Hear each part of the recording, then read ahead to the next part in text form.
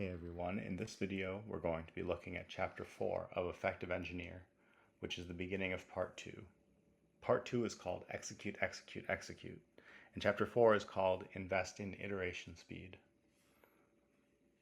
The first section is called Move Fast to Learn Fast.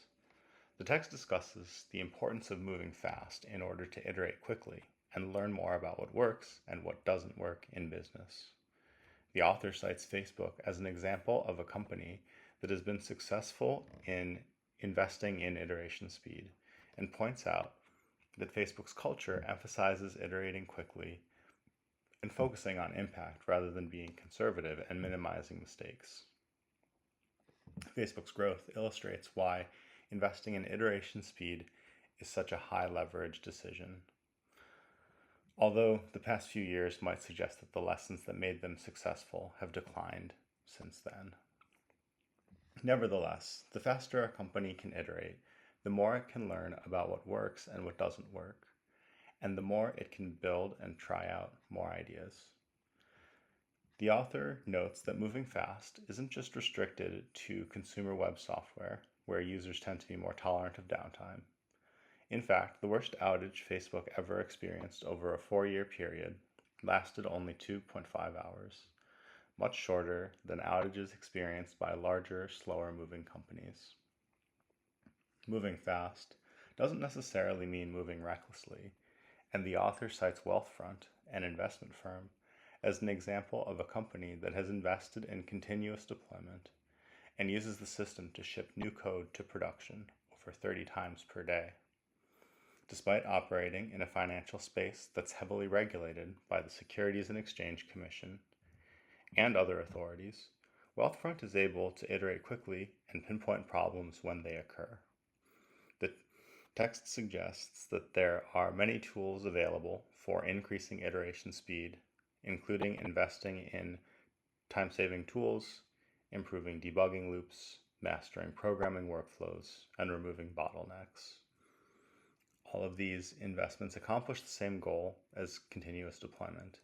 They help companies move fast and learn quickly about what works and what doesn't. The author emphasizes that because learning compounds, the sooner a company accelerates its iteration speed, the faster its learning rate will be. The next section is called Invest in Time-Saving Tools. Here we're talking about the importance of investing in tools that increase productivity and efficiency in engineering. The author provides examples of successful engineers who prioritize building tools and explains how they are able to scale their impact beyond the confines of the workday. He uses the example of 2 engineers, Mark and Sarah, to illustrate how investing time into building tools can pay off in the long run.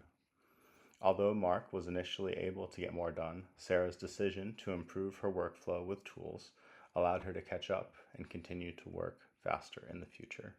These are examples, not real people, by the way. The author explains how faster tools can have additional benefits, such as being used more often and enabling new development workflows that weren't possible before. The example of continuous deployment is used again to demonstrate how the release process can lead to significant time savings and increased productivity. The author also discusses the impact of faster compilation times and interactive programming environments on engineering workflows. The next section is called Shorten Your Debugging and Validation Loops. It highlights the importance of mastering programming fundamentals to become an efficient and effective engineer. It emphasizes the significance of the basic tools used in programming environments and the need to be proficient in them, including text editors, IDEs, version control, and the command line. The section also discusses how minor improvements in the efficiency of simple actions and how they can easily compound over time, leading to significant productivity gains. The author suggests several ways to master programming fundamentals, such as becoming proficient in a text editor or IDE, learning a high-level programming language, getting familiar with Unix or Windows shell commands, using the keyboard over the mouse, and automating manual workflows. The next section is called Master Your Programming Environment. So this section highlights the importance of mastering programming fundamentals to become an efficient and effective engineer. It emphasizes the significance of the basic tools used in programming environments and the need to be proficient in them, including, as previously mentioned, text editors, IDEs, version control, and the command line. This section also discusses how minor improvements in the efficiency of simple actions can easily compound over time, leading to significant productivity gains. The author suggests several ways to master programming fundamentals that we've already covered and that he repeats again here. I would like to add as well that you should become really fast at typing. If you can type as fast as you can think, then you'll have eliminated your hands as a bottleneck for manifesting your thoughts into the real world. Speaking of bottlenecks, the next section is called Don't Ignore Your Non-Engineering Bottlenecks. It talks about the different types of bottlenecks that can affect a team's iteration speed in software engineering projects. These bottlenecks can come from non-engineering constraints, such as service level agreements, company processes, and dependencies on other people.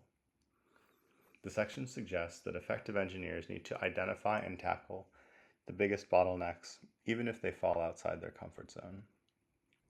Communication is crucial to address people-related bottlenecks, and securing buy-in from decision makers as soon as possible can help obtain approvals.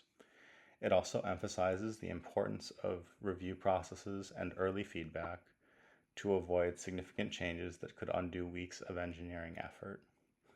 Finally, the section notes that at larger companies, fixing bottlenecks might be out of one's circle of influence, while at smaller startups, they can be directly addressed by building mutual trust.